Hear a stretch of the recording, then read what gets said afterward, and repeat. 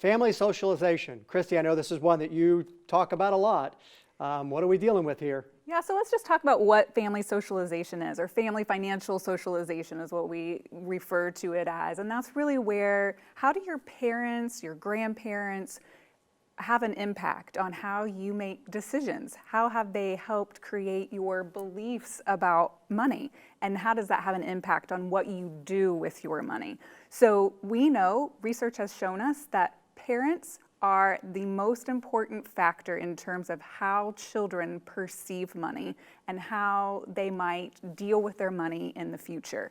And so those are really important pieces in terms of helping to understand why a person does what they do with their money. We have to understand their family.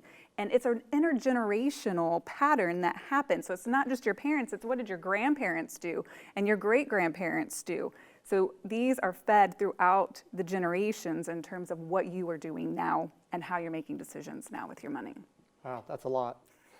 That's a lot to bring into our mind. Yeah. And one of the things that's important to bear in mind is that human beings don't come pre-programmed with much knowledge. So unlike every other animal on the planet, which really has a lot of stereotype behaviors, what enables us to succeed is that we're able to learn from the people around us how to deal with everything, particularly relatively new inventions like money. And one of the fascinating things about money relative to almost everything else we deal with is that we don't like to talk about it very much. And so you observe the behaviors of your parents really indirectly. You don't necessarily see how much money they're coming in with from the work that they're doing. You don't see how much they're saving. You see certain kinds of spending behaviors, but not others. And so then, these days the kids call it adulting, right? Where they've suddenly found themselves working and they're not quite sure actually how to navigate this complex process of saving and spending. Yeah, absolutely. I think that socialization thing is so profound, and it really does explain just about every financial behavior. And it's really fun to sort of be like an anthropologist in your own family and try to interview your parents.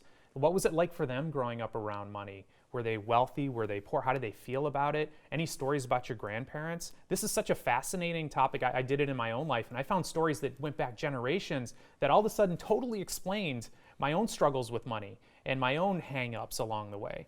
And so those beliefs get totally passed down, and the research we've done, the beliefs around money predict all your behaviors. And so following that path can do a few things. One, it can give you some perspective. Two, it can reduce shame. If all of a sudden you know that you're playing out this pattern and this script that's been going for generations based on your family experience, okay, so it's not just you. It's not just because you're crazy or lazy or stupid. I mean, you were taught wrong things or things that might have worked great 50 years ago, but don't work now.